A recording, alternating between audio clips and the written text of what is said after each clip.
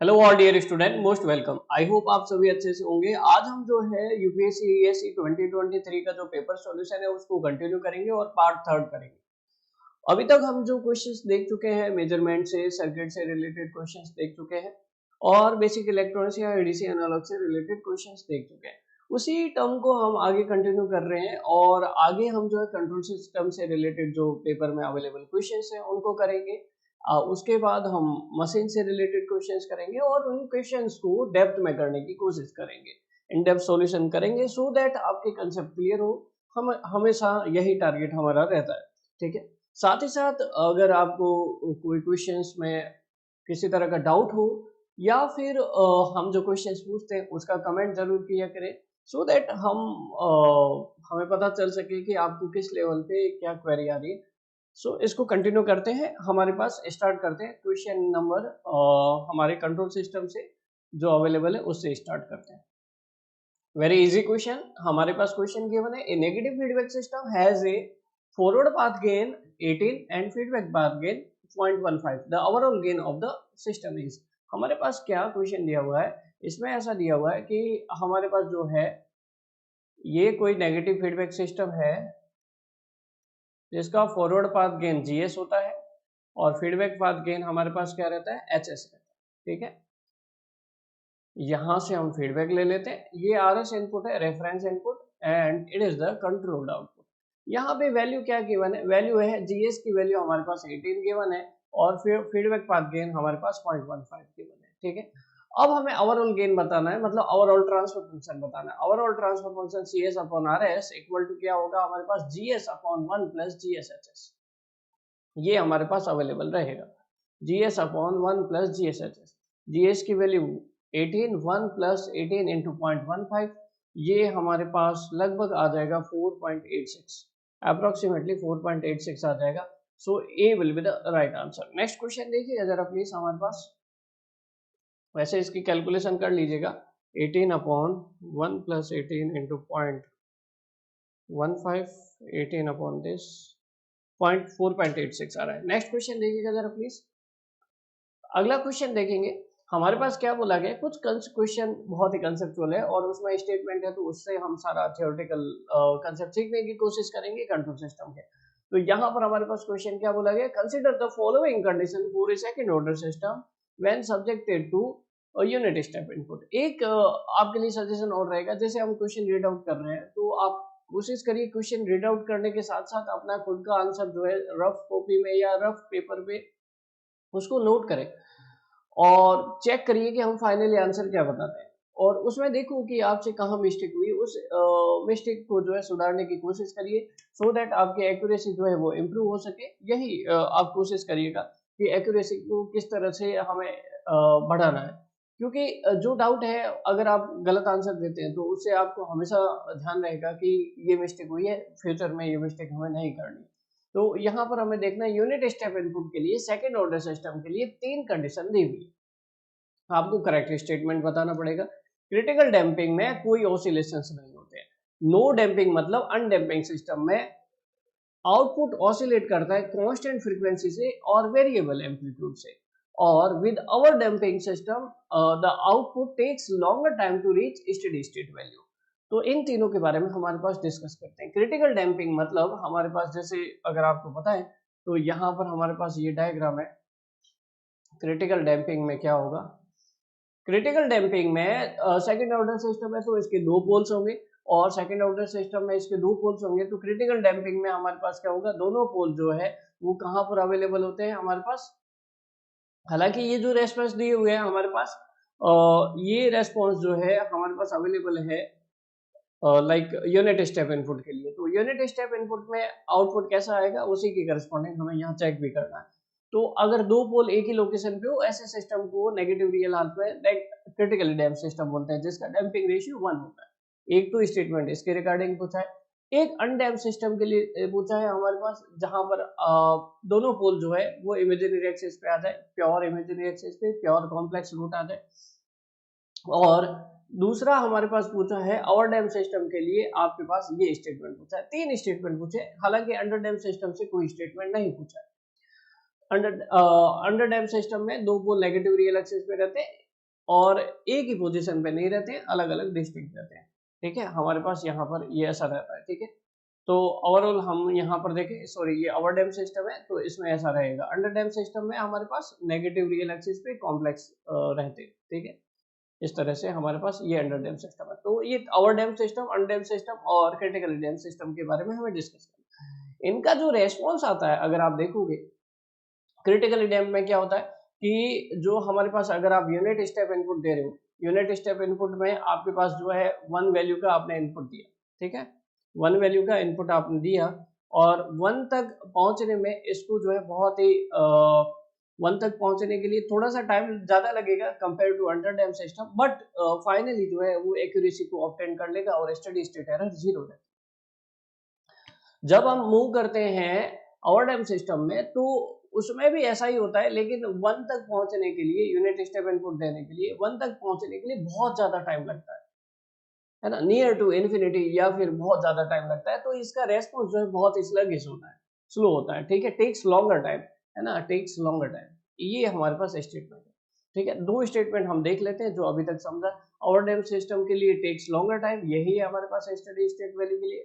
Critical damping में there are no oscillations, oscillations नहीं है यहाँ पर किसी तरह का, ये हमारे पास ऑसिलेट नहीं कर रहा है। ठीक है, ऑसिलेशन इसमें नहीं है क्रिटिकली डैम्प सिस्टम में। तो दोनों स्टेटमेंट हमारे पास ये दोनों है करेक्ट है विद क्रिटिकल। सेकंड वाला स्टेटमेंट देखते हैं, with no damping, that is the, आपको सोचिएगा कि एक बार इसको नोट करिएगा और क्या सेकंड स्टेटमेंट करेक्ट होगा या नहीं होगा, आप इसको जरूर सोचिएगा और रफ कॉपी में नोट करके देखिएगा कि क्या ये करेक्ट होना चाहिए या नहीं होना चाहिए। देखते हैं अनडैम्प्ड सिस्टम के लिए, नो डैम्पिंग के लिए। नो डैम्पिंग सिस्टम में जो भी हमारे पास, जैसे मान लीजिए ये यूनिट स्टेप इनपुट दिया आपने, तो यूनिट स्टेप इनपुट में इसका जो टाइम पीरियड रहेगा वो फिक्स रहता है एक साइकिल का। टाइम पीरियड फिक्स रहेगा तो फ्रीक्वेंसी भी जो है वो फिक्स रहेगी, कांस्टेंट फ्रीक्वेंसी रहती है, कांस्टेंट फ्रीक्वेंसी रहती है, ये बात तो सही है। आगे देखा हुआ है वेरिएबल एम्पलीट्यूड। एम्पलीट्यूड यहाँ पे जो है एक बात आपको समझनी है, there is the difference between magnitude and amplitude. Amplitude और मैग्नीट्यूड दोनों सेम बात नहीं है हमारे पास। एम्पलीट्यूड जो है वो हमारे पास इसका फिक्स है हमेशा, एम्पलीट्यूड हमेशा इसकी जो मैक्सिमम वैल्यू है वो हमेशा फिक्स है, दैट इज नॉट वेरिएबल। ठीक है, हाँ एम्पलीट्यूड किसका चेंज करता है, जैसे अंडर डैम सिस्टम है, इसका एम्पलीट्यूड ज्यादा है, इसका फिर कम हो गया एम्पलीट्यूड, है ना, ये एम्पलीट्यूड जो है वो चेंज करता है।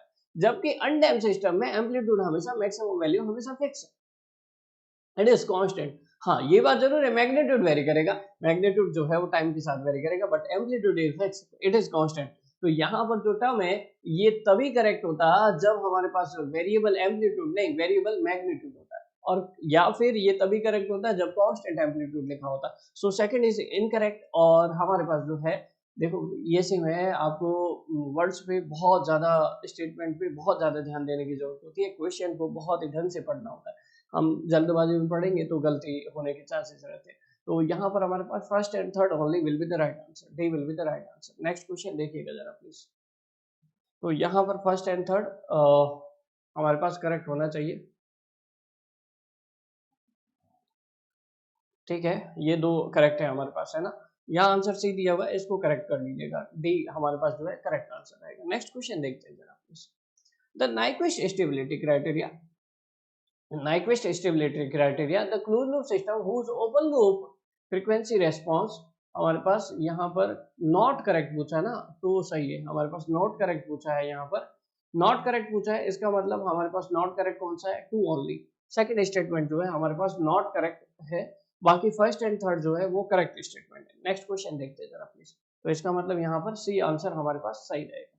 ठीक है, नेक्स्ट क्वेश्चन देखिएगा जरा please. In Nyquist stability criteria, the closed loop system whose open loop frequency response DJ omega H omega locus जो रहता है omega varies from 0 to infinity, do not encircle -1 point will be unstable, marginal stable, marginal unstable, stable।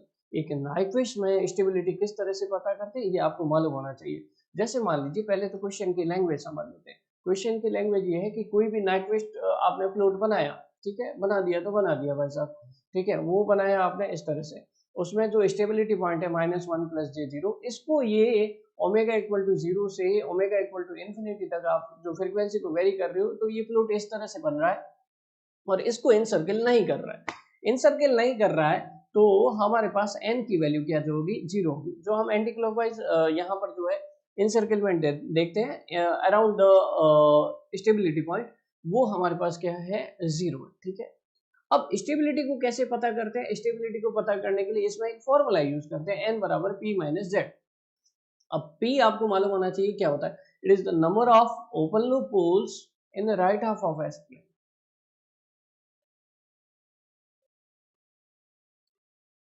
ठीक है। और z क्या होता है, number of close loop poles in the right half of S plane, ठीक है, ये रहता है।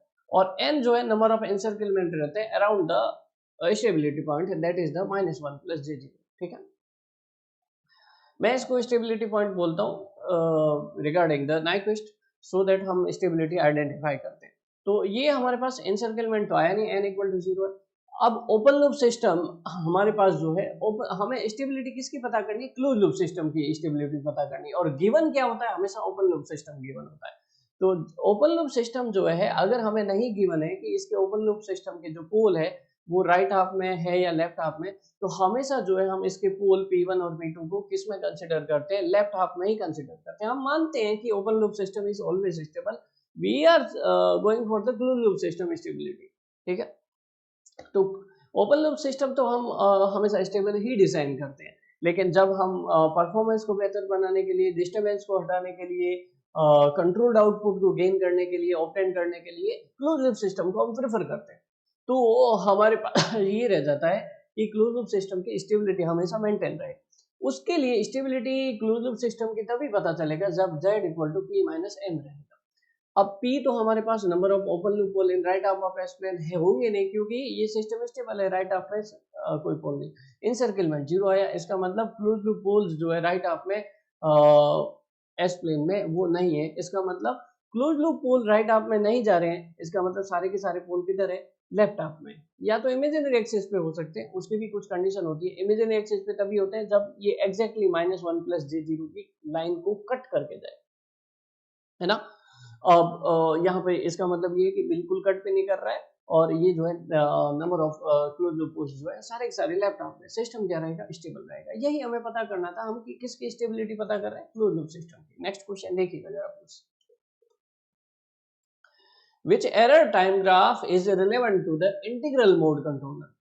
कोई भी हमारे पास क्या दिया हुआ है, हमारे पास आउटपुट दिया हुआ है, और आपको बताना है कि ये जो आउटपुट है ना, ये इंटीग्रल कंट्रोलर का आउटपुट है, और उसके लिए जो है इनपुट क्या होना चाहिए।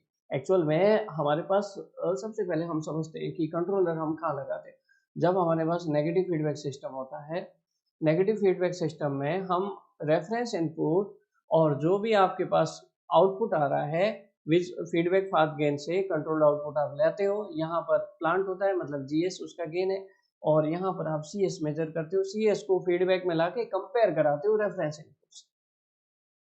यही बात हमारे पास रहती है। यहाँ पे जो एरर आती है उसको ईएस बोलते हैं। उस एरर को रिड्यूस करने के लिए हम किससे पास करते हैं, कंट्रोलर से पास करते हैं, और कंट्रोलर का जो आउटपुट आता है that is the actuating signal EAS. Time domain में हम इसको ईटी लिखते हैं, और इसको टाइम डोमेन में हम ईएटी लिखते हैं। ये actuating signal, it is the output of controller.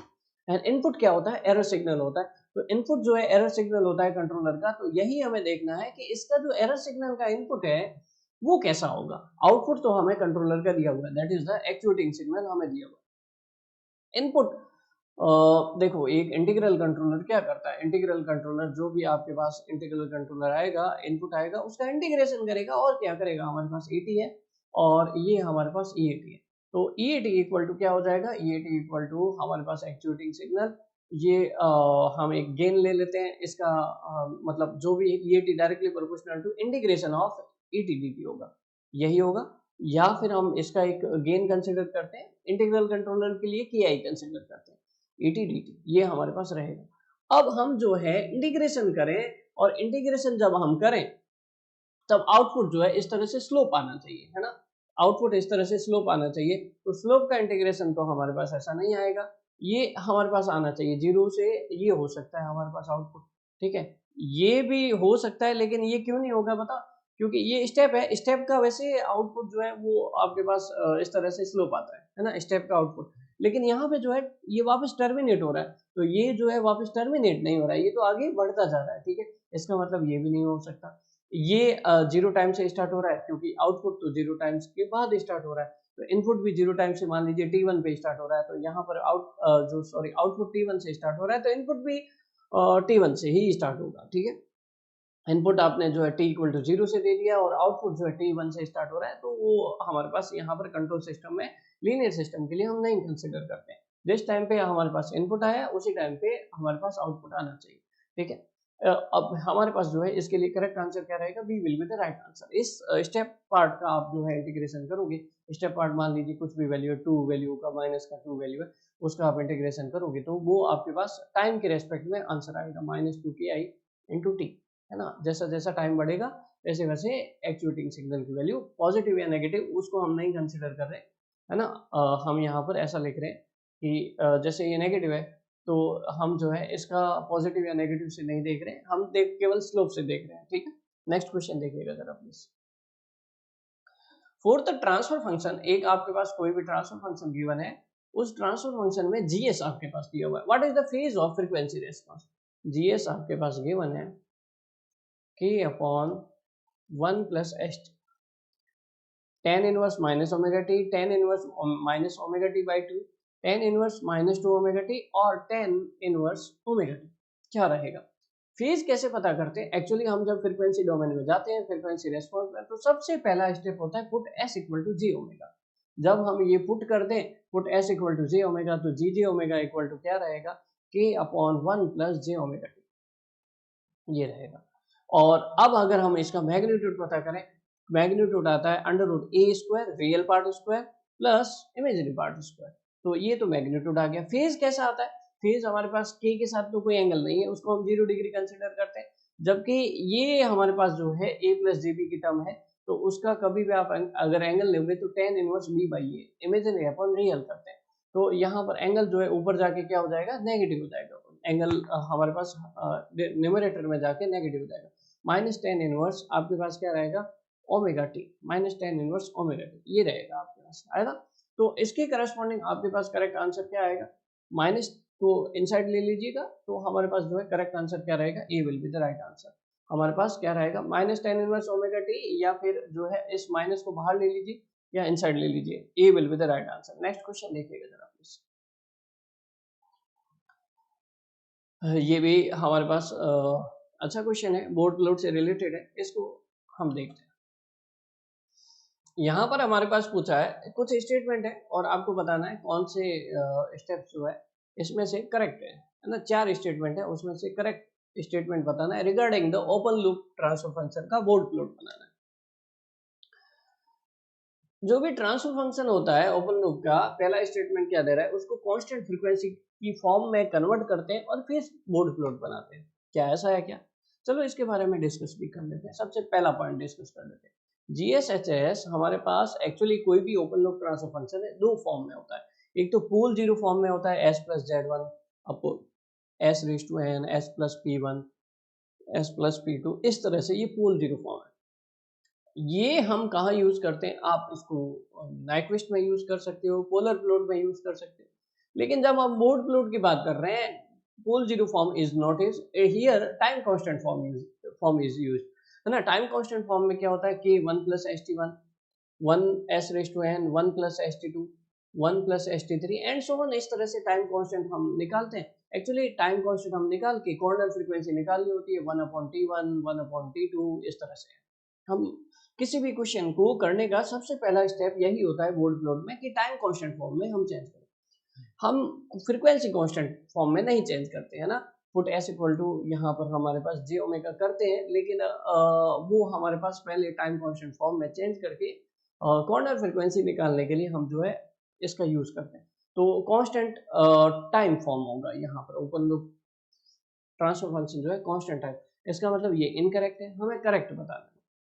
आगे दिया हुआ है, for the low frequency asymptote if there is only one proportional link, one should plot a horizontal one with the amplitude value of -20 log k dB। क्या question बोला गया, देखो low frequency asymptote मतलब जब हमारे पास फ्रीक्वेंसी लो रहती है ना, लो फ्रीक्वेंसी के लिए हमारे पास जब स्टार्टिंग करते there is only one proportional link, मतलब k की वैल्यू है, तो k की वैल्यू के लिए आप मैग्नीट्यूड कैसे रिप्रेजेंट करते हैं, 20 log k से रिप्रेजेंट करते हैं, इस तरह से रिप्रेजेंट करते हैं। जो भी आपके पास मैग्नीट्यूड आएगा, बोर्ड प्लॉट आप बनाते हो तो बोर्ड प्लॉट जो है वो डेसिबल में आपके पास मैग्नीट्यूड रहता है, और इधर आपके पास क्या रहता है, कॉर्नर फ्रीक्वेंसी अवेलेबल रहती है, लॉग की टर्म में ले लो, और इधर फेज भी रहता है और लॉग की टर्म में हमारे पास फ्रीक्वेंसी रहती है। इस तरह से दो प्लॉट बनाते हैं, एक मैग्नीट्यूड प्लॉट, एक phase plot.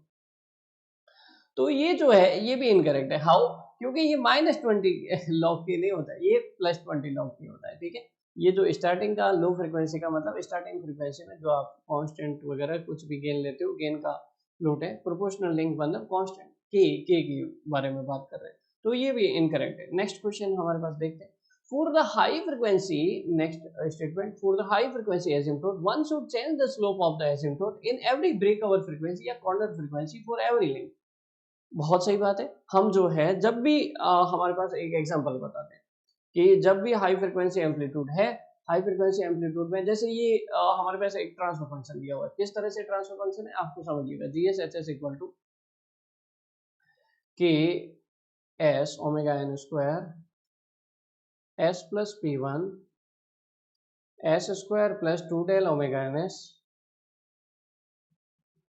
Plus omega N square, और यहाँ पर आपके पास कोई जीरो आ रहा है, ठीक है, Z, ठीक है। अब देखो जरा प्लीज यहाँ पर इसका मैग्नीट्यूड प्लॉट कैसे बनेगा। तो स्टार्टिंग में आपके पास जो है स्लोप कैसा है, +20 dB पर डिकेड है, तो स्टार्टिंग में आपके पास एक जीरो है, s इक्वल टू 0 पे, तो वो +20 dB पर डिकेड का स्लोप दे रहा है। उसके बाद उसकी अगली कॉर्नर फ्रीक्वेंसी किसके लिए आ रही है, पोल के लिए आ रही है, तो पोल कितना देता है, -20 dB पर डिकेड का, तो +20 में -20 जोड़ दिया तो ये 0 dB पर डिकेड हमारे पास आ गया अगला स्लोप।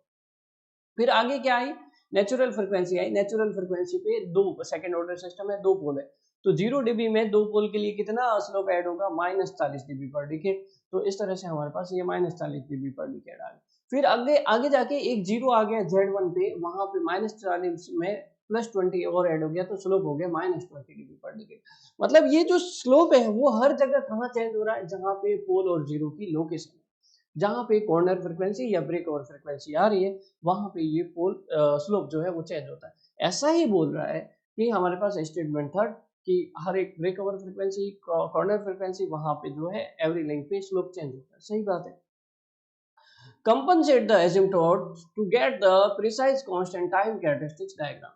टाइम कैरेक्टरिस्टिक्स नहीं डायग्राम बनाते, टाइम कांस्टेंट फॉर्म यूज करते हैं, हम बनाते तो फ्रीक्वेंसी के साथ है ना, फ्रीक्वेंसी कैरेक्टरिस्टिक्स डायग्राम, मैग्नीट्यूड को भी फ्रीक्वेंसी के साथ, फेज को भी फ्रीक्वेंसी के साथ प्लॉट करते हैं, तो इसका मतलब ये भी हमारे पास जो है इनकरेक्ट स्टेटमेंट है। कंपनसेट करते हैं, जैसे कंपनसेट का क्या मतलब हो गया, कंपनसेट का मतलब ये हो गया कि ये हमारे पास अगर हम जो है ये देखो ये स्लोप जो है नेचुरल फ्रीक्वेंसी पे थोड़ा सा इस तरह से बढ़ गया, क्यों बढ़ गया, क्योंकि इन रियलिटी में हम जो है स्लोप को अगर एक्चुअल वैल्यू कैलकुलेट करेंगे तो वो अप्रोक्सीमेट या एजिम्प्टोट, एजिम्प्टोट का मतलब अप्रोक्सीमेट, अप्रोक्सीमेट वैल्यू से एक्चुअल वैल्यू थोड़ी सी ज्यादा आती है ना, ये हम देखते हैं नेचुरल फ्रीक्वेंसी पे। उसी तरह फेज के भी एजिम्प्टोट्स पे हम जो है अप्रोक्सीमेट वैल्यू से थोड़ा सा डेविएशन रहता है, ठीक है।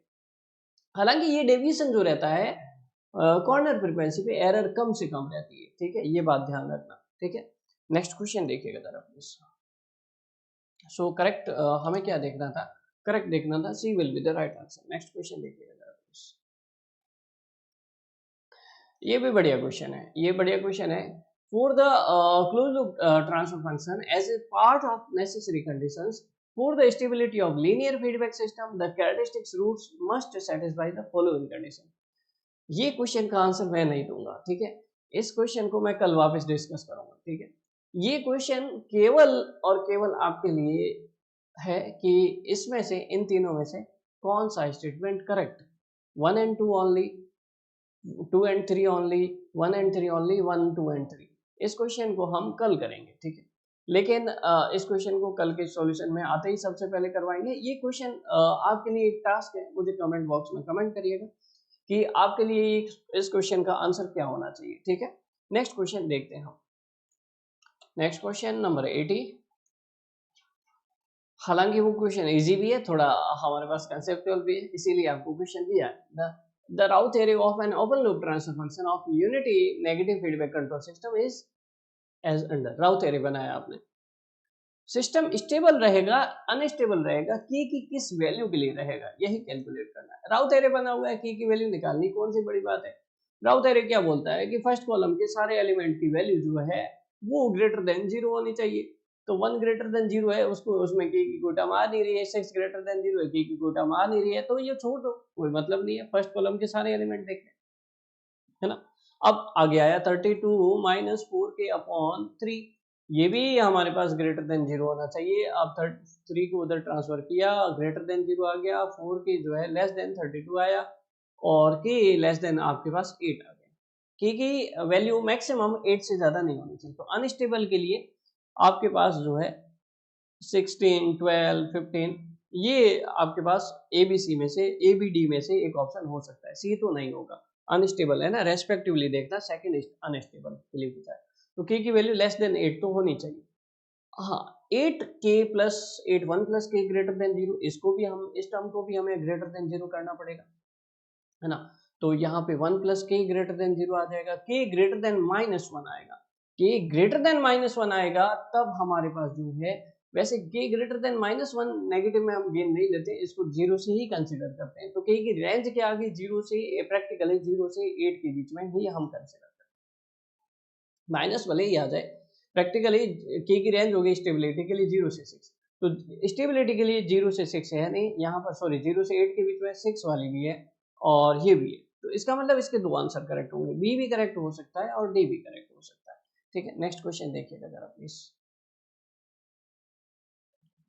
अगला क्वेश्चन दिया हुआ है, consider the following table where in 3 typical acceleration input signals are fed to various system types, जिसका एम्पलीट्यूड हर एक सिग्नल का इनपुट का आर है। Note the situation of acceleration input. K is the open loop gain of the time constant time, and what are the state error in place of ABC respectively in the table. एक table दी हुई है, उसमें ABC की value बतानी है steady state error के लिए। इस टेबल को आराम से देखिए, हालांकि ये टेबल आप बहुत अच्छे से जानते हैं कि आपके पास स्टेप इनपुट के लिए, रैंप इनपुट के लिए, एक्सीलरेशन इनपुट के लिए, as the type of system आपके पास टाइप 0 सिस्टम है, टाइप 1 सिस्टम है, टाइप 2 सिस्टम है। ठीक है, इन सिस्टम के लिए ये जो ए बी सी की वैल्यू आनी चाहिए वो बताना है आपको कि कौन सा ऑप्शन ए बी सी की वैल्यू के लिए हमें फुलफिल करेगा, यही बताना। ठीक है, और क्या बोला गया कि जो है आपके पास वो टाइम कांस्टेंट फॉर्म में आपके पास जो है गिवन है के की वैल्यू। ठीक है, तो के हमारे पास जो है ये गेन के आ गया। ठीक है, अब जब हम स्टेडी स्टेट एरर निकालते हैं, स्टेप इनपुट हो और टाइप 0 सिस्टम हो, तो हमारे पास आ जाता है R/1 plus KP, position error constant. फिर उसी तरह रैंप इनपुट हो तो R/KV आता है, वेलोसिटी एरर कांस्टेंट। और एक्सीलरेशन इनपुट हो तो R/K, एक्सीलरेशन एरर कांस्टेंट आता है। ये KP KV के हमारे पास क्या रहेंगे, के ही रहेगा, है ना। अगर आप इसको निकालोगे, limit s tends to 0, SGS HS SGS HS, है ना, उसके करस्पॉन्डिंग दिया हुआ है। ठीक है, अब हमें जो है b की वैल्यू तो मिल गई, R/K या R/KB। ठीक है, तो इसका मतलब हमारे पास कौन सा ऑप्शन करेक्ट हो सकता है, ए या बी में से करेक्ट हो सकता है। R/1 प्लस के लिखा हुआ है यहाँ पे R/1 प्लस के, सी या डी में से करेक्ट होगा। और बताते हैं, स्टेप इनपुट के लिए as the type of system increases error decreases, पहले कांस्टेंट थी फिर 0 हो गई, फिर 0 हो गई, तो सी की वैल्यू 0 हो गई हमारे पास, सी की वैल्यू 0 हो गई, इसका मतलब यही ऑप्शन आएगा। ठीक है, ये बात तो फिक्स है, सी की वैल्यू यहाँ इन्फिनिटी है, ये नहीं हो सकता। एक for the same input as the type of system increases error decreases, पहले इन्फिनिटी एरर थी, फिर कांस्टेंट हो गई, कांस्टेंट से फिर 0 हो गई, as the type of system increases error जो है रिड्यूस हो गई, स्टेडी स्टेट एरर रिड्यूस हो गई। और क्या बताएं, और जैसे यहाँ पर ए की वैल्यू हमें देखनी है इन्फिनिटी, तो जैसे अगर आप सेम टाइप ऑफ सिस्टम के लिए इनपुट को बढ़ाते जाओगे तो एरर बढ़ती है, ये ध्यान रखना। सेम टाइप ऑफ सिस्टम के लिए इनपुट को बढ़ाओगे तो यहाँ कांस्टेंट एरर है, यहाँ इन्फिनिटी हो गई, फिर यहाँ पर भी इन्फिनिटी हो गई। दो स्टेटमेंट ध्यान रखने, for the same type of system if input increases, मतलब स्टेप, रैंप, एक्सेलरेशन, इस तरह से, then error will, steady state error will increase for the same type of input as the type so for the same input as the type of system increases error reduces, steady state error reduces। अगर आपके concept clear है तो आप इस question का answer दे पाएंगे। So A will be the right answer. Next question, या फिर टेबल याद है तो फिर दे सकते हैं। नेक्स्ट क्वेश्चन देखिए, which one of the following is not a method to reduce steady state error of a system? Increase open loop gain। Steady state error को, किसी भी सिस्टम के स्टडी स्टेट एरर को रिड्यूस करने के लिए आप कौन सा मेथड नहीं प्रेफर करते? देखो स्टडी स्टेट एरर आपके पास जो आती है फाइनल वैल्यू को रिड्यूस करना, मतलब रिड्यूस करने के लिए आप यहाँ पर जैसे ये प्लांट है जीएस, ये सीएस आ गया, ये आरएस रेफरेंस इनपुट है, फिर इसको हम जो है फीडबैक लेके आते हैं। यहाँ पर एरर आती है यस, फीडबैक पाथ गेन 1 मान लेते हैं, ठीक है। या एरर आती है, इस एरर को रिड्यूस करने के लिए हम धीरे धीरे एरर को रिड्यूस करते हैं so that steady state error हमारे पास 0 आ सके। उसके लिए पहला ऑप्शन दिया हुआ है कि not a method to reduce, है ना, नॉट ए, तो मेथड तो इसका मतलब 3 मेथड तो होंगे, एक नहीं होगा।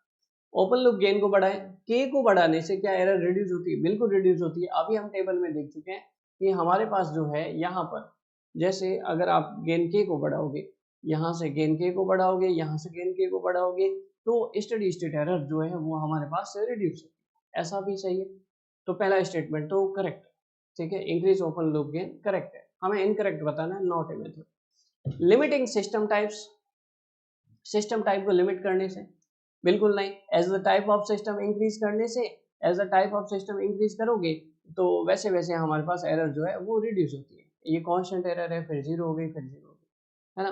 तो लिमिट नहीं करना हमें, इसका मतलब ये मेथड नहीं है, लिमिट नहीं।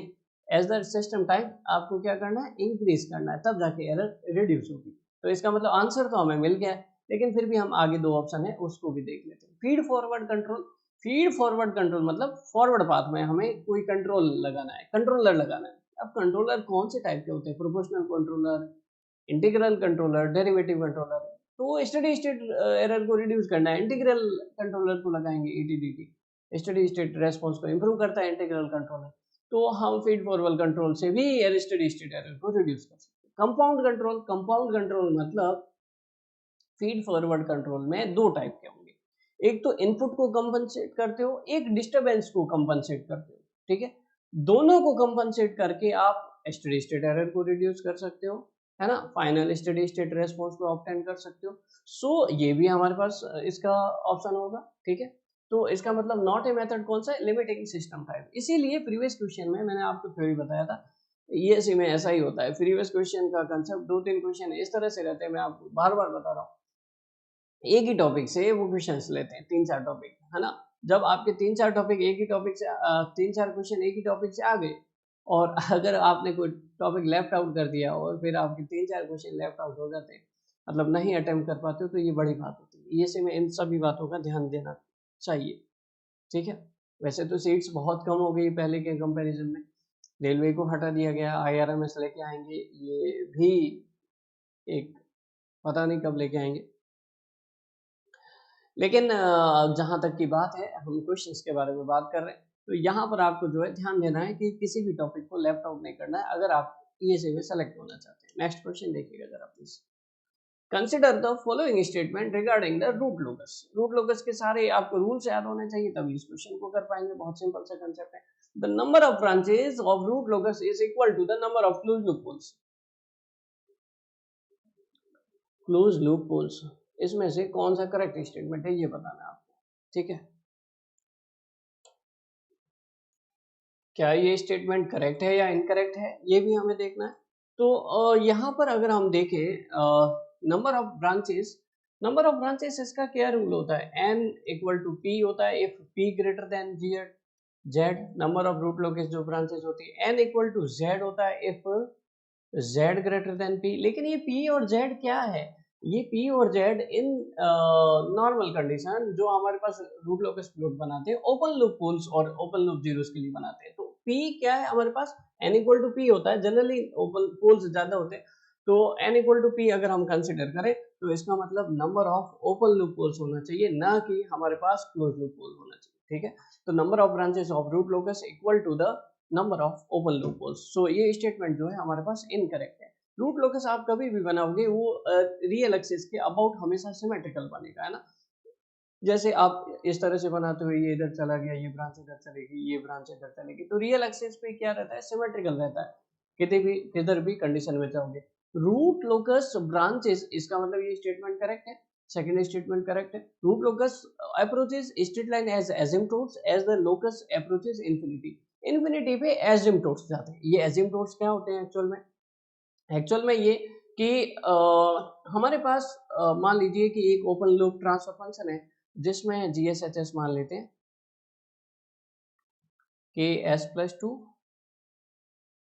S+1 और इस तरह से कुछ वैल्यू नहीं लेते हैं, ऐसे रैंडम ले लेते हैं। वैल्यू लेंगे तो हमें पूरा करना पड़ेगा। S+Z1 S+P1 और S+P2, इस तरह से हम रैंडम ले रहे हैं, ठीक है। एक्चुअल में अभी हमारे पास ये देखना है कि जीरोस कितने, Z=1 है, पोल्स कितने हमारे पास 3 है। तो अल्टीमेटली यहाँ पे 3 पोल्स है, 3 पोल जो है टर्मिनेट होने के लिए किसकी लोकेशन पे जाएंगे, जीरोस की लोकेशन पे। 3 पोल में जीरो अवेलेबल तो एक है और उनको टर्मिनेट होना है, तो 3 पोल में से एक पोल तो को एक जीरो मिल जाएगा, एक पोल को एक जीरो मिल जाएगा। बाकी 2 पोल कहाँ जाएंगे, बाकी 2 पोल कहाँ जाएंगे, इन्फिनिटी पे जाएंगे और इन्फिनिटी पे जाके जीरोस को ढूंढ लेंगे और जीरोस को ढूंढ के हमारे पास सेटल हो जाएंगे। कुल मिला के बात ये है कि हमें ये देखना है कि जितने पोल्स होते हैं अगर उनको रियल एक्सिस पे या नियर बाई के जीरो अवेलेबल है ट्रांसफर फंक्शन में, तो वो उसको ढूंढ के वहां तक पहुंच जाते हैं। लेकिन नहीं अवेलेबल है तो हम अप्रोक्सीमेट लाइन, जिनको हम एजिम्पटोट्स बोलते हैं, वो इन्फिनिटी पे जाके ओपन लूप जीरोस को तलाश करती है ना। तो बाकी जो नहीं अवेलेबल है ओपन लूप जीरोस, वो कहाँ मिलेंगे, इन्फिनिटी पे मिलेंगे, मतलब कभी नहीं मिलेंगे। साफ सुथरी बात है ये। उनको जो है हम डाइवर्ट कर देते हैं स्ट्रेट लाइन में। तो एजिम्पटोट्स क्या होते हैं, नंबर ऑफ एजिम्पटोट्स का जो फॉर्मूला होता है n=p-z होता है ना। नंबर ऑफ एजिम्पटोट्स का p-z इन दोनों का डिफरेंस होता है। तो इन्फिनिटी पे कितनी लाइन जाएगी ये p-z के डिफरेंस पे डिपेंड करेगा, ठीक है। नेक्स्ट क्वेश्चन, इसका मतलब सेकंड स्टेटमेंट और थर्ड स्टेटमेंट हमारे पास क्या रहेगा, करेक्ट रहेगा, 2 और 3 एंड फर्स्ट इनकरेक्ट रहेगा। नेक्स्ट क्वेश्चन देखिएगा जरा प्लीज।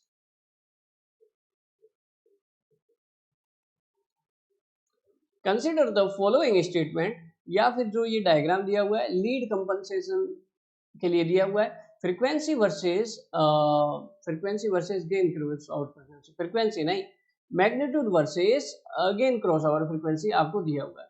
तो magnitude versus gain cross over frequency ये हमारे पास प्लॉट दिया हुआ है। आपको बताना है लीड कंपनसेटर के लिए इनमें से कौन सा आपके पास ऑप्शन है। एक तो आपके पास ए प्लॉट दिया हुआ है, फिर आपको सी दिया हुआ है और फिर बी दिया हुआ है। ए सी बी में से आपको सेलेक्ट करना है कि इसमें से लीड कंपनसेटर कौन सा वाला है। लीड कंपनसेटर में क्या होता है, लैग कंपनसेटर में क्या होता है, नेगेटिव फेज ऐड करता है ना, नेगेटिव फेज ऐड करता है, फाई नेगेटिव हो जाता है। लीड कंपनसेटर में कैसा फेज ऐड करता है, पॉजिटिव फेज ऐड करता है। और हमारे पास तो लैग कंपनसेटर में किसके जैसा होता है, हमारे पास पीआई कंट्रोलर के जैसा। तो यहाँ पे फेज मार्जिन जो है वो रिड्यूस हो जाता है। नेगेटिव फेज इंट्रोड्यूस करोगे तो फेज मार्जिन रिड्यूस होगा और पॉजिटिव फेज अगर इंट्रोड्यूस करोगे तो फेज मार्जिन जो है वो इंक्रीज होगा। अल्टीमेटली हमारे पास यही बात है कि फेज मार्जिन हमारे पास इंक्रीज होगा, रिलेटिव स्टेबिलिटी लीड कंपनसेटर में बढ़ती है। पॉजिटिव फेज कहाँ आ रहा है आपके पास, है ना, तो ये आपको देखना है पॉजिटिव फेज मैग्नीट्यूड वर्सेस या फेज वर्सेस फ्रीक्वेंसी रेस्पॉन्स होना चाहिए। तो हमारे पास यहाँ पर अगर हम देखें फेज का कंसेप्ट हो गया, लेकिन यहाँ पे फेज का कंसेप्ट लगेगा नहीं क्योंकि ये मैग्नीट्यूड प्लॉट है। अगर फेज होता तो फेज का कर्व कुछ इस तरह से होता, फेज का कर्व हमारे पास लीड कंपनसेटर के लिए इस तरह से होता, यहाँ से इस तरह से कुछ राइज होता, पॉजिटिव फेज जाता, ठीक है। लेकिन यहाँ मैग्नीट्यूड है तो भी चिंता की बात नहीं है, हम पता कर लेंगे। कैसे पता करेंगे, एक्चुअली लैग कंपनसेटर में हमारे पास जो है नियर टू ओरिजिन जो रहता है वो पोल रहता है और पोल से जो सेकंड साइड रहता है वो जीरो रहता है। लीड कंपनसेटर में नियर टू ओरिजिन जो रहता है वो जीरो रहता है और बाद में पोल रहता है, ठीक है, सही बात।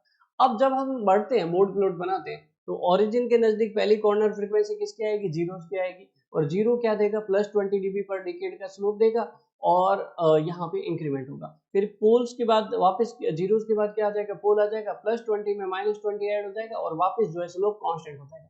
ऐसा कौन सा स्लोप है जो ओरिजिन से स्टार्ट हो रहा है, उसमें बाद में +20 dB पर डिकेड का स्लोप आ रहा है, उसके बाद पोल आने पे वो वापस कांस्टेंट हो रहा है।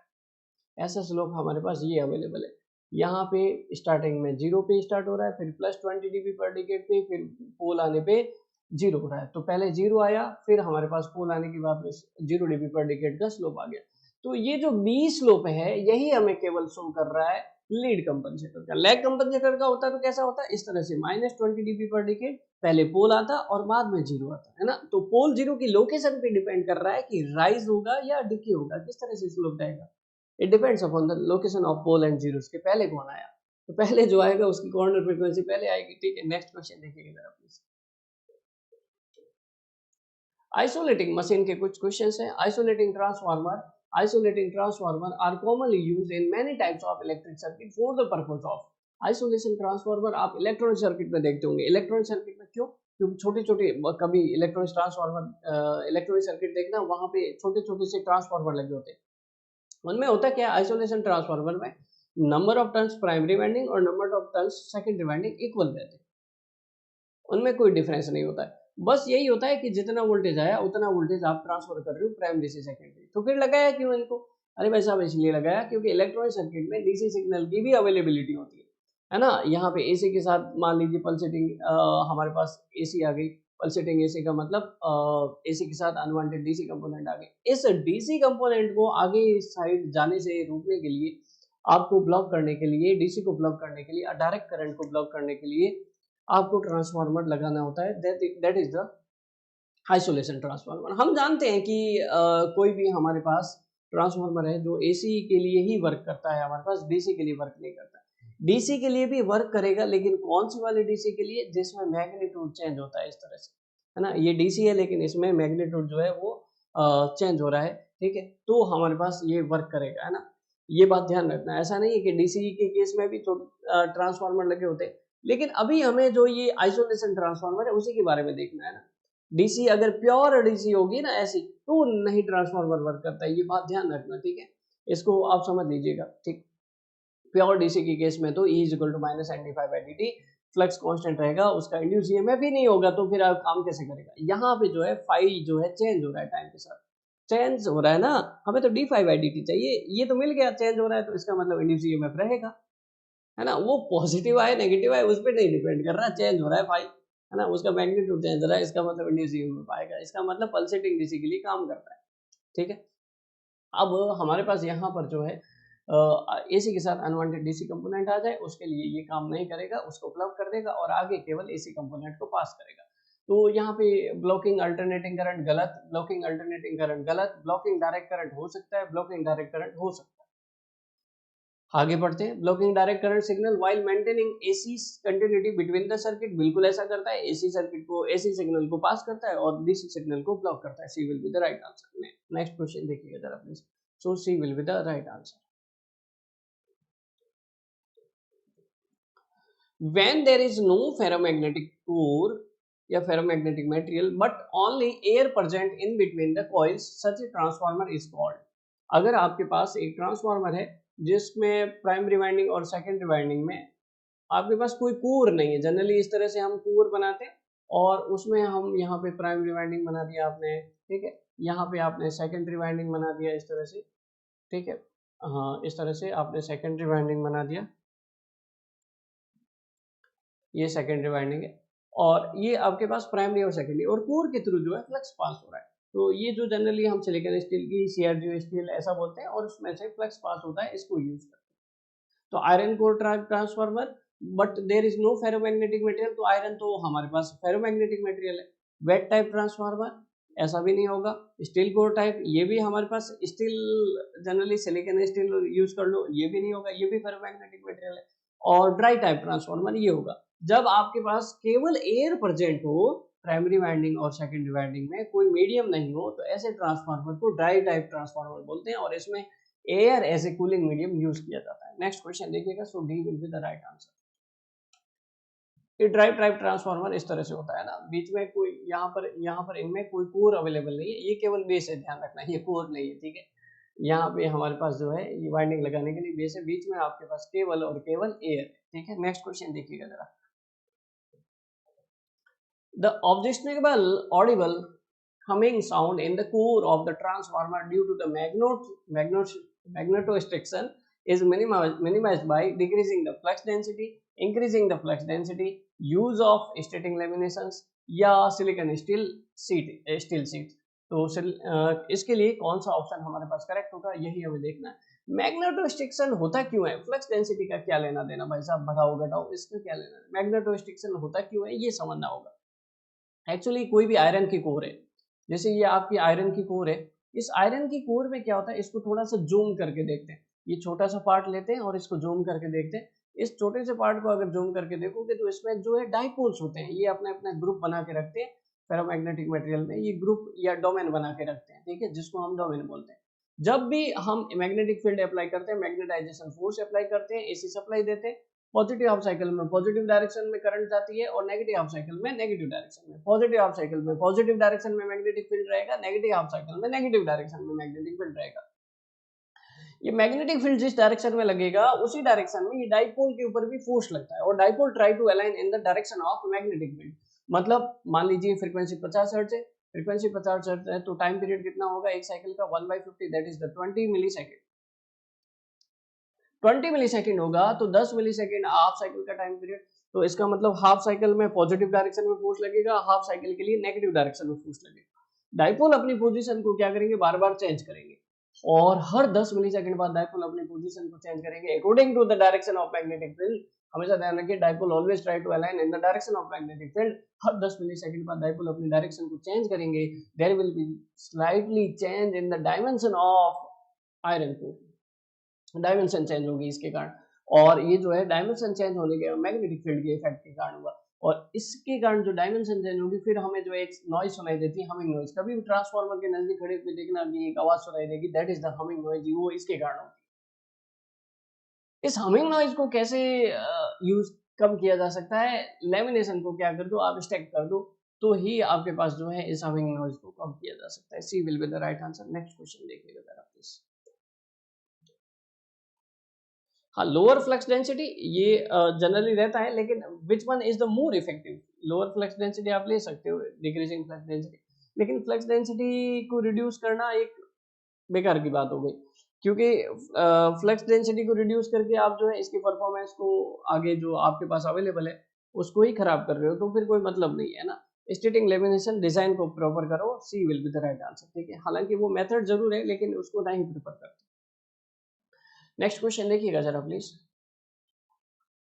The ideal 2 winding transformer, primary and secondary winding has number of turns N1 and N2, natural coupling flux described by the parabolic function phi mt, ये दिया हुआ है, और प्राइमरी टर्मिनल वोल्टेज बताना है, ठीक है। ये आपके पास कोई भी ट्रांसफार्मर है, यहाँ पे इंड्यूस ईएमएफ E1 होता है, यहाँ पे आपके पास इंड्यूस ईएमएफ E2 रहता है, और यहाँ पे आपके पास N1 नंबर ऑफ टर्न्स है, यहाँ N2 नंबर ऑफ टर्न्स है।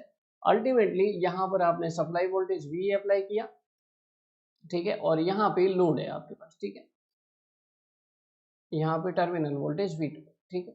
अब हम काम की बात करते हैं। यहाँ आपको जो है इंड्यूस ईएमएफ E1 नहीं चाहिए, यहाँ पे आपको चाहिए टर्मिनल वोल्टेज। ध्यान दीजिएगा, अगर इंड्यूस ईएमएफ, चलो ठीक है इंड्यूस ईएमएफ ले लेते हैं। इंड्यूस ईएमएफ की इक्वेशन क्या होगी, -NdΦ/dt। अगर N1 E1 लें तो हमारे पास N1 आ जाएगा, है ना, माइनस लोगे और -N1 -100, और dΦ/dt d/dt और -0.05 t² -2t, इसका हम जो है डिफरेंशिएशन करेंगे माइनस बार, तो ये कितना आ जाएगा हमारे पास 0.05 बाहर आ गया, तो ये 5 हो गया, और t² -2t मतलब 2t - 2, तो 2 को कॉमन बाहर ले लें हम, तो ये आ जाएगा 10t - 1, ऐसा आ जाएगा। ये आंसर हमें करेक्ट लगता है, लेकिन ये इंड्यूस ईएमएफ E1 है, हमें चाहिए प्राइमरी टर्मिनल वोल्टेज, है ना। टर्मिनल वोल्टेज यहाँ पे इंड्यूस ईएमएफ होगा, वो अपने कॉज ऑफ प्रोडक्शन का अपोज करेगा, टर्मिनल वोल्टेज तो हमने अप्लाई किया है, टर्मिनल वोल्टेज हमने अप्लाई किया, ये अपने कॉज ऑफ प्रोडक्शन का, ये प्रोडक्शन थोड़ी हो रहा है, ये तो हमने अप्लाई किया। E1 इज 10t-1, लेकिन V1 जो होगा या सप्लाई वोल्टेज जो होगा वो माइनस साइन नहीं लगाएंगे वहां, उसके लिए ना, वो उसके लिए कॉज ऑफ प्रोडक्शन अपोज नहीं करेगा, मतलब 10t ये तो हमारे पास माइनस साइन रहेगा, तो -10t-1 B will be the right answer. Next question देखिएगा जरा प्लीज। एक 345 kV की आपके पास क्या है, एक सब ट्रांसमिशन लाइन है, feeds a distribution sub station that in turns has a radial feeds to 416-2400 volt. ये हमारे पास ट्रांसफार्मर का V1 V2 नहीं है, ध्यान रखना, ठीक है, ये ध्यान रखना, ठीक है। ये 4 वायर डिस्ट्रीब्यूशन नेटवर्क की रेटिंग है, क्या रेटिंग है, ये लाइन वोल्टेज है और ये फेज वोल्टेज है उसका, ठीक है। इसका मतलब ये नहीं है कि V1 V2 है, पहली बात तो यही गलत कर देते हैं और फिर गड़बड़ हो जाती है। And the turns ratio of delta star connected transformer in the sub station 100 MVA का कोई ट्रांसफार्मर है, इसकी लाइन करंट आपको डेल्टा साइड में बतानी है, मतलब डेल्टा स्टार का इस तरह से कोई ट्रांसफार्मर है और आगे डिस्ट्रीब्यूशन नेटवर्क है रेडियल फीड का, उसका लाइन वोल्टेज 4160 वोल्ट है और फेज वोल्टेज आप VL/√3 करोगे, ये स्टार साइड है, ये डेल्टा साइड है, तो ये 4160 डिवाइड/√3 करोगे तो 2400 वोल्ट आएगा, ठीक है। अब इसको फीड कितने वोल्टेज पे किया जा रहा है, 345 kV, लाइन वोल्टेज 345 kV पे फीड किया जा रहा है, मतलब ट्रांसफार्मर का प्राइमरी वोल्टेज जो है वो 345 kV और सेकेंडरी वोल्टेज जो है 4160 वोल्ट है, ये इसका रेटिंग हो गया। अब हमें बताना है line current eight delta side, है ना, डेल्टा साइड पे लाइन करंट बतानी, IL बताना है।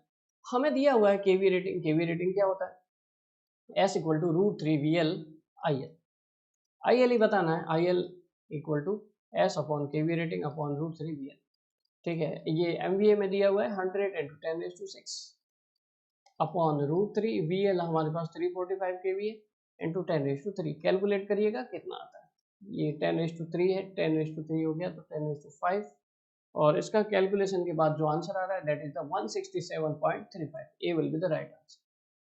एक बार कैलकुलेट जरूर करिएगा। नेक्स्ट क्वेश्चन देखते हैं। A four pole lap wound DC machine है, ठीक है, बढ़िया बात है, 4 pole lap wound DC machine है, 54 स्लॉट है विद सिंगल टर्न कॉइल, ठीक है, सिंगल टर्न कॉइल है, इस तरह से ये कॉइल है। How many armature conductor are required if there are 2 coil side in per slot? Total 54 slot है इस तरह से, ठीक है, टोटल 54 स्लॉट है, 2 कॉइल साइड पर स्लॉट में 1 डैश, मान लीजिए 1 आ गई एक, और एक आपके पास जो है इस तरह से लेफ्ट वाइंडिंग करोगे उसकी डिजाइनिंग अलग होती है, एक आ गई आपके पास 3 डैश, 1 एंड 3 डैश, या फिर 1 एंड 7 डैश आ गई, इस तरह से 1 डैश 2 डैश, ये कॉइल साइड फर्स्ट है, ये कॉइल साइड सेकंड है, फर्स्ट कॉइल की, ये कॉइल 1 है लेकिन उसकी 2 कॉइल साइड होती है, ये कॉइल साइड फर्स्ट 1 और ये 1 डैश, ठीक है। या फिर ऐसे समझो ये क्रॉस कंडक्टर, ये डॉट कंडक्टर, एक कॉइल साइड में क्रॉस कंडक्टर, दूसरा डॉट कंडक्टर, 54 स्लॉट्स है, 54 में 2 कॉइल साइड्स है, मतलब एक कॉइल में 2 कॉइल साइड्स होती है, तो 54 स्लॉट्स में हर एक में 2 कॉइल साइड है, तो टोटल आपके पास कॉइल्स कितनी होगी, 54 होगी। नंबर ऑफ कॉइल्स कितनी होगी, नंबर ऑफ कॉइल्स आपके पास 54 होगी।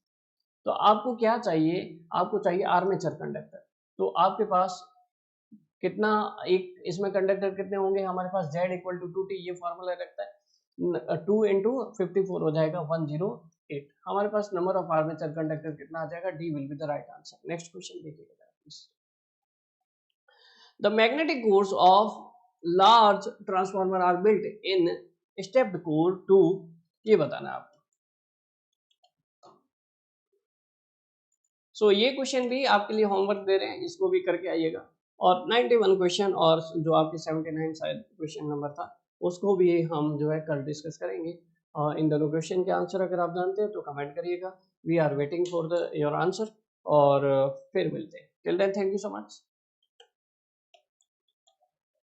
हाँ, अगर आप MCQ क्लासेस और भी ज्वाइन करना चाहते हैं तो इस वीडियो के डिस्क्रिप्शन में ऐप लिंक है, उस ऐप को डाउनलोड करिए और वहां जाके कोर्स को ज्वाइन कर सकते हो।